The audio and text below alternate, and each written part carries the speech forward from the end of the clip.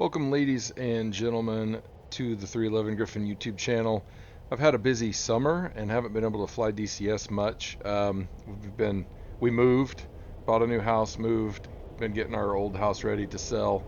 Have it mostly ready. It's listed. We've got some other stuff that we're obligated to do to take care of, and also went on vacation. And then my flight sim setup is just kind of completely hacked together at the moment because of my move. But I wanted to fly a little bit and talk about this, actually about the Razbam situation, which is why I'm in the F-15E right now. More accurately, I just want to talk about the community again. This seems to be a common subject for me because this DCS community sometimes just frustrates me.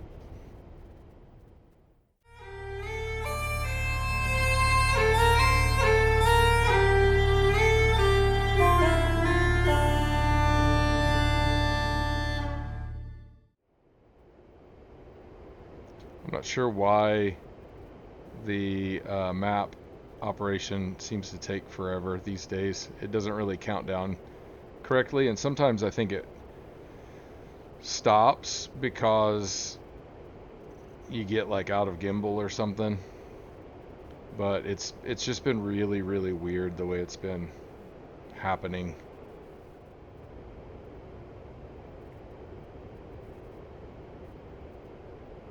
Hey, it was counting down. It should be counting down right now. I don't know. This seems bugged, which is sort of apropos. I've heard that there was a radar bug with the F-15. I didn't really look into it and see what it was, but this was working and now it's not. So, but it's been a while since I've played this, so.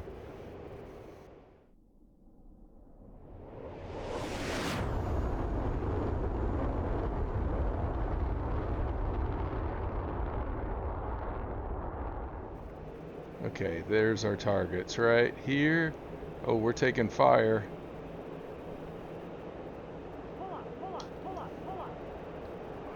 Full afterburner. Jink a little bit.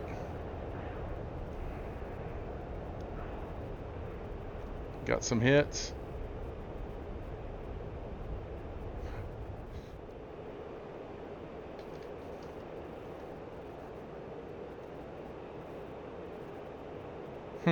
Radar doesn't seem like it sees anything at all.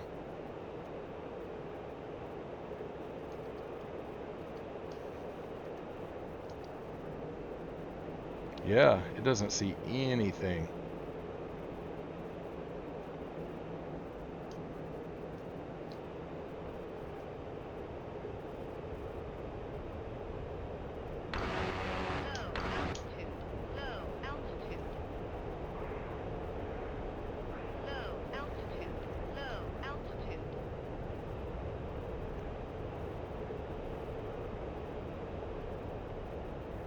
I'm going to leave the labels on because I'm this radar bug's pretty severe apparently, and I want to be able to just fully test it out.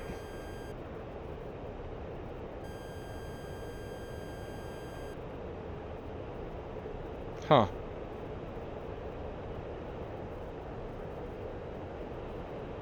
There's not much I can do.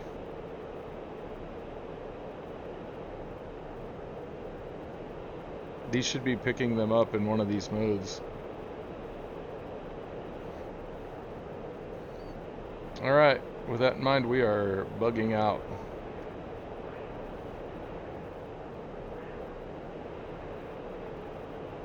So I can kind of understand why some people are complaining. And like, I've thought for a while that there were valid complaints. I think some people are overreacting a little bit, and we'll talk about that in a minute. But there are definitely some valid complaints here, and I kind of felt like there were, but wanted to try it out for myself before I got too wordy.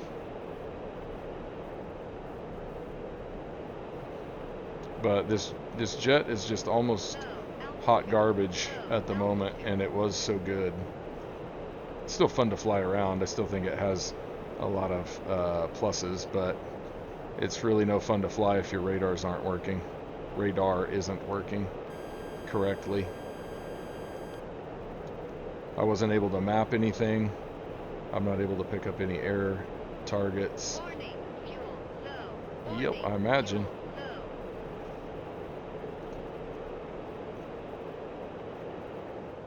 So obviously you can still dumb bomb with this aircraft.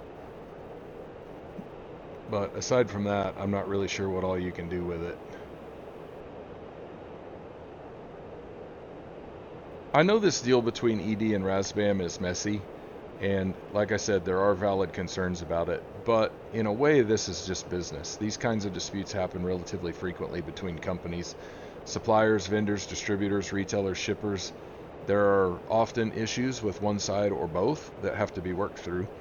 And in this case, with Razbam, the problem became public a little bit too soon, thanks to Razbam being what I would consider to be a little bit unprofessional about things, which always leads me to believe that Razbam is the majority guilty party.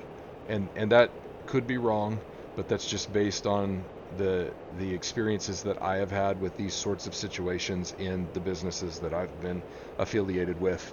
Not so much with my current job, but with my last job, I had to deal with quite a few different disputes between.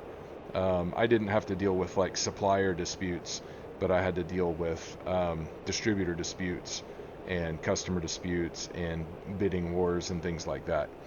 And usually the person that makes the biggest, earliest unprofessional stink is the one that's primarily at fault. That's almost always the way that it works. So I have no idea who's really guilty and who's innocent, or which side is most guilty. At some point, we would have all figured out that something was wrong anyway. It was just a matter of time. I mean, this F-15, I would say, yes, this F-15 is mostly broken from the user's perspective. And the fact that it's broken and there's been no news about it is a problem. Okay? So we figured that out. Even if Razbam wouldn't have gone public, we would have figured it out. So I also have to admit that I've not really followed the issue in detail because, frankly, I don't care. I'm mostly seeing the community response that seems to either be very calm, collected, and patient, or it's alarmist, angry, and contriving. There doesn't seem to be much in between. The real trick is that, once again, the folks panicking about what it all means have some valid reasons to panic.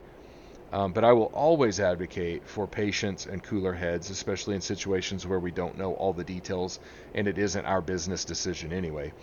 So here's some things to think about that will hopefully help you or anyone watching this to just keep it all in perspective. The bad news is that Eagle Dynamics can revoke our access to the modules anytime they want. That kind of sucks, but it's not uncommon practice. If you read the end user license agreement, you'll see some language that makes it pretty clear that if anything happens to cause ED to not be able to continue allowing access to the modules, we don't have any legal recourse to get our money back. That's a bummer, but it's not a rare thing in business. The other bad news is that there is very seriously something wrong with the F-15, and I assume other Razbam modules have bugs that should have been fixed long ago and haven't been. The other bad news is that this is very, very public at this time, and that we don't really know who's at fault, but we're all kind of hoping that something happens to fix it. And at this point, there's a lot of pressure being put on Eagle Dynamics by their customers, whether they did anything wrong or not. There's a lot of pressure on them to fix it, even if that means a painful cost to them, just so that we can have our modules. That's the way most of the community seems to be reacting. That's all bad news. Okay, so the good news is, after the Hawk T1A issue, Eagle Dynamics changed how they handled their contracts with third-party devs. I don't know all the details of it, but there's a very low risk that the Strike Eagle or any other module gets abandoned. I won't say there's zero risk, but the risk is pretty low. Additionally, while I have complained about how Eagle Dynamics has handled some things in the past, and I've even done it publicly on this channel, for the most part, I think Eagle Dynamics has shown that they really do care about their customers, and they will always attempt to make things right as far as they can. In fact, I'm having a little bit of trouble finding old posts or change logs or news articles to verify this, but I'm pretty positive that at some point about a decade ago, Eagle Dynamics took over a terrain module that was basically abandoned by the third party because there had been pre-purchases made of it, and it took a lot longer, and Eagle Dynamics had to use some of their resources to complete that module, but they completed it and they upheld the third-party developers' obligations. So Eagle Dynamics has done this in the past. I'm like 99.5% sure. I think it was like the NTTR, but I could be wrong. So more evidence to support the idea that Eagle Dynamics is going to make it right if they can is the fact that in the end user license agreement it explicitly says they will give no refunds for the modules. Yet, from my understanding, they are on things like the F-15. So if you want a refund on a Razbam module, they seem to be giving those out. I've not tried it because I don't want a refund. I like these jets, and I'm just, like I'm already out the money as far as I can tell, and I don't really care. Like I've spent several $100s on Eagle Dynamics modules or on modules for DCS, and I just that was an investment. Okay, I like Eagle Dynamics. I like DCS. I want it to continue to prosper. I don't want to take money away from them, especially for products that I'm pretty sure are going to be fine in the end. Um, but I think you can get a refund if you want. At the moment, I'm just seeing a lot of people demanding refunds, which is fine if they want to do that. And I'm also seeing a bunch of people refusing to buy any new modules, even if those modules are made by Eagle Dynamics or Heat Blur or Polychop, which again, that's okay. You're the consumer. It's your money. Do what you want. However, if you like DCS, it's sort of counterproductive to penalize Eagle Dynamics or Heat Blur or Polychop for something that apparently Razbam did. Or maybe Eagle Dynamics did it. Maybe Eagle Dynamics has a hand in it. I can't swear that they're not partially culpable. But we're kind of penalizing everybody at this point just because of some things that a couple of players may have done. So you could make the argument that, if you think Eagle Dynamics is at least party to the fault, that your refund and or refusal to buy a new module is something you're doing to incentivize Eagle Dynamics to fix the problem. I don't necessarily disagree with that, but I would argue that they are already incentivized to get a proper resolution because, again, this is business and businesses don't make money when they're fighting with their suppliers and not making product.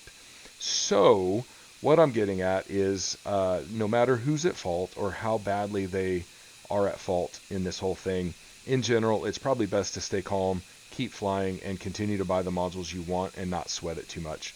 The chances of these things getting super sour are pretty low. Feel free to communicate with Eagle Dynamics in respectful ways to express your opinion about how they need to work as fast as they can towards a resolution. I assure you they are in ways that they think are proper. I assure you they want to get through this. I promise. I 100% promise you they want to get through this as cleanly as possible. Razbam does too. And again, I feel like Razbam is probably mostly at fault here, but I don't know. I don't get to see inside their books and all that kind of stuff, or inside their internal memos and their contracts and stuff like that. I'm just assuming. But if you want a refund, by all means, ask for one. Just please stay calm, and more importantly, don't make stuff up and spread it around the internet just because you're worried and or angry about this situation that has very little to do with your balance sheet. And from my own personal perspective, I would just like to remind everybody that Call of Duty is absolutely terrible, and I spent $80 on the Call of Duty Modern Warfare 2 Squared game, and it was absolutely terrible. And now I can't even really play it because I have to update Modern Warfare 3 Squared just to play Modern Warfare 2. I didn't buy Modern Warfare 3. I don't want Modern Warfare 3. I don't play Warzone. I don't want to update Warzone, but I would have to go install another like 120 gigabytes of data on my computer that I don't have the space for Modern Warfare 3 just because it includes Warzone and DMZ. And if I don't do that, I can't even play Modern Warfare 2. So I would much rather give Eagle Dynamics $80 for the Strike Eagle, and I've had a lot of fun with the Strike Eagle already, even though it's not complete and now it's kind of broken. I'd much rather give them $80, part of which they gave to Razbam, and then have to sit through this and be a little bit patient with them working through some internal challenges than to give whoever's making Call of Duty games any more money. Call of Duty games suck. I've bought other games that sucked. I'm much less angry about DCS and this broken module than I am about any of those games. And I think that for those people that, you know, play other games, you've probably had some experiences like that. The Strike Eagle is gonna be fixed. I'm positive it's gonna be fixed. It's gonna be fine. I don't want a refund. I am a loyal customer. And honestly, like, this is no lie, and this, I'm gonna end on this, but I really, really hope, I don't expect anything like this, but I think it would be pretty cool if loyal customers that didn't demand refunds got something kind of cool when it was all said and done. Nothing expensive, not like a free module or anything like that, but maybe just a nod, some kind of a, like, hey, thanks for staying loyal, like, you guys are cool, thanks for keeping a cool head, because I'm going to be in that group. I'm not. I don't want any refunds. I mean, I'm the same guy that bought a Keltec PF9 pistol, and even though it kind of sucks, I'm not going to sell it because, like, I want all the guns and all the modules and all the land in the world. That's what I want. So anyway, I hope this makes sense. It's a bit of a lengthy video. Thank you guys for staying patient, and I appreciate you guys' time. I don't know what my schedule is going to be like in the future. I don't know when I'm going to be able to start making more consistent content again. I was never that consistent in the first place, but, like, I've got a lot of things going on right now, and it is not looking like it's going to clean up anytime soon. So we'll see what happens, but I appreciate you guys. If you're a consistent viewer, thank you very much. If you're not, thanks for stopping by, and I hope to see you again soon. Thank you for watching. Take care. Happy flying.